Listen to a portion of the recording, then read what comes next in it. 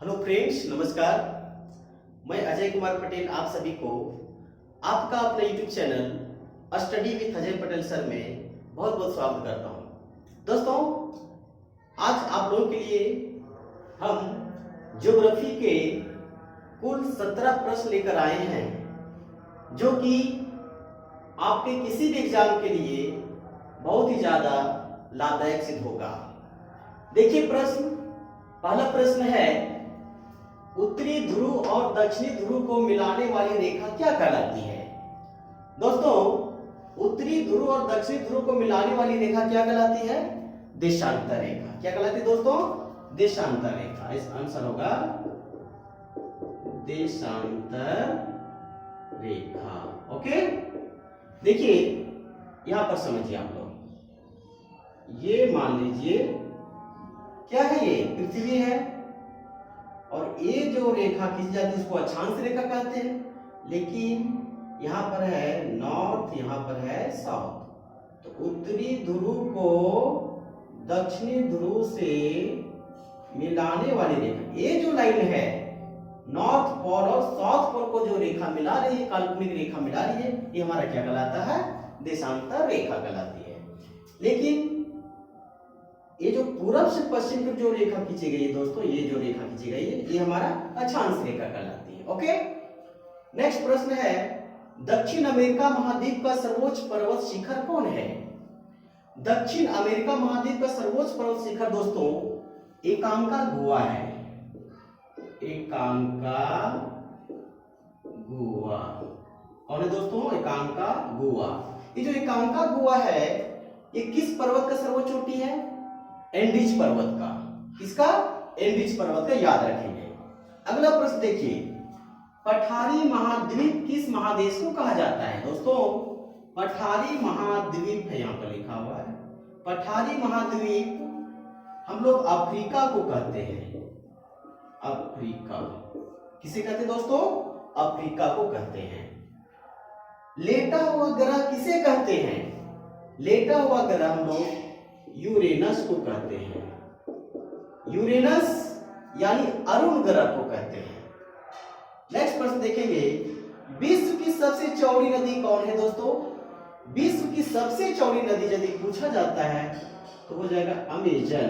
क्या होगा friends? Amazon. और ये जो अमेजन नदी कहां पर है? दक्षिण अमेरिका महाद्वीप में। कहां पर है? दक्षिण अमेरिका महाद्वीप में। दोस्तों, यदि आपसे प्रश्न पूछता है कि विश्व की सबसे लंबी नदी कौन है, तो आपका आंसर होगा नील नदी, जो कहां पर है दोस्तों? अफ्रीका महाद्वीप में।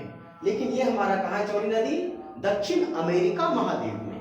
ओके, अगला प्रश्न देखिए, श्वेत महाद्वीप किसे कहते हैं? श्वेत महाद्वीप दोस्तों अंटार्कटिका को कहते हैं। अंटार्कटिका। ओके, अंटार्कटिका को कहते हैं श्वेत महाद्वीप। अगला प्रश्न देखिए, किस महाद्वीप में एक भी ज्वालामुखी नहीं है? दोस्तों, कौन ऐसा महाद्वीप है जहां पर एक भी ज्वालामुखी नहीं है? तो आपका आंसर होगा ऑस्ट्रेलिया महाद्वीप।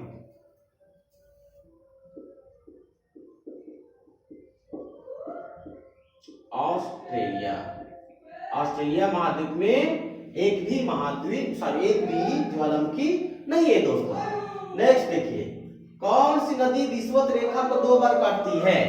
तो कौन सी नदी है जो विषुवत रेखा को 2 बार काटती है? देखिए यहाँ पे विषुवत रेखा 0 डिग्री अक्षांश मानिए, ये है बीच में 0 डिग्री अक्षांश।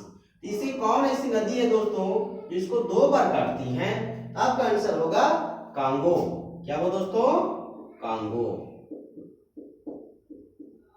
कांगो नदी विषुवत रेखा को 2 बार काटती है। अगला प्रश्न, भारत में सर्वाधिक कच्ची सड़क वाला राज्य कौन है? भारत में सर्वाधिक कच्ची सड़क वाला राज्य कौन है दोस्तों? आपका आंसर होगा उड़ीसा। आंसर क्या होगा? उड़ीसा। लेकिन यदि आपसे ये प्रश्न पूछे कि भारत में सर्वाधिक पक्की सड़क वाला राज्य कौन है, तो आपका उत्तर होना चाहिए महाराष्ट्र। ओके, नेक्स्ट, सोने का रेशा किसे कहते हैं? इंपॉर्टेंट है। सोने का रेशा जूट को कहते हैं फ्रेंड्स। जूट को सोने का रेशा कहा जाता है। किस मंडल में मौसम की घटनाएं घटित होती हैं? वायुमंडल का जो भी परत है दोस्तों, उसके किस परत को यानी किस मंडल को मौसम की घटनाएं, किस मंडल में मौसम घटनाएं घटित होती हैं? जैसे वर्षा का होना, बिजली का चमकना, बादल का गड़गड़ाना, ये सभी कौन सी मंडल में होती है? तो आंसर होगा क्षोभ मंडल। क्षोभ मंडल। ओके, क्षोभ मंडल याद रखेंगे। अगला प्रश्न, दक्षिण भारत की गंगा किस नदी को कहते हैं? तो दक्षिण भारत की गंगा दोस्तों गोदावरी को कहते हैं, गोदावरी को कहते हैं। ओके, अगला प्रश्न देखेंगे, कपास के लिए सर्वाधिक उपयुक्त मिट्टी कौन सी है? तो कपास के लिए काली मिट्टी, काली मिट्टी। अच्छा, इसी को हम लोग बोलते हैं रेगुर, रेगुर मिट्टी भी कहते हैं, या इसको हम लोग काली कपासी मिट्टी के नाम से भी जानते हैं। अगला प्रश्न है, दुधवा राष्ट्रीय उद्यान कहां पर है? दोस्तों, दुधवा राष्ट्रीय उद्यान उत्तर प्रदेश में है, उत्तर प्रदेश में। ओके, नेक्स्ट, कर्क रेखा भारत के कितने राज्यों से होकर गुजरती है? तो आपका उत्तर होगा 8 राज्य। कितने राज्य? 8 राज्यों से होकर कर्क रेखा गुजरती है। देखिए इसका ट्रिक हम यहाँ लिख दिए हैं, मित्र पर गमछा झाड़ा। कौन कौन राज्य है जहां से होकर कर्क रेखा गुजरी है? मी फॉर मिजोरम, त्र से त्रिपुरा, प से पश्चिम बंगाल, र से राजस्थान, ग से गुजरात, म से मध्य प्रदेश और छ से छत्तीसगढ़ और झार से मतलब झारखंड। कितने राज्य हो गए? 8 राज्य हो गए। ओके, नेक्स्ट देखिए, भारत और चीन के बीच कौन सी रेखा है? दोस्तों, भारत और चीन के बीच में मैक-मोहन रेखा है, मैक-मोहन रेखा है। ठीक है, मैक-मोहन रेखा जिसे 1914 में खींचा गया था, मैक-मोहन महोदय के द्वारा 1914 में, याद रखेंगे, लिख देते हैं 1914 में इस रेखा को खींचा गया था। किसके द्वारा? मैक-मोहन, मैक-मोहन के द्वारा। एक मैक-मोहन एक नाम है, उसी के नाम पर रखा गया है, अंग्रेज का नाम है।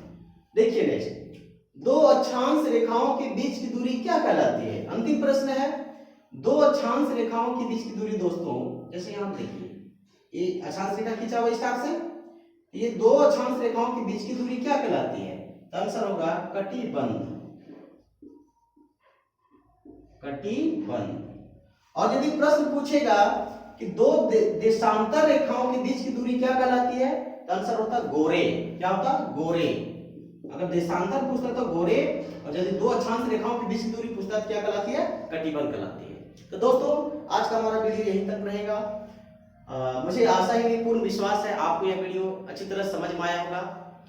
यदि आपको यह वीडियो अच्छा लगा तो प्लीज हमारे चैनल को सब्सक्राइब कर लें, बेल आइकन को प्रेस करें और लाइक करना ना भूलें। बहुत बहुत धन्यवाद दोस्तों।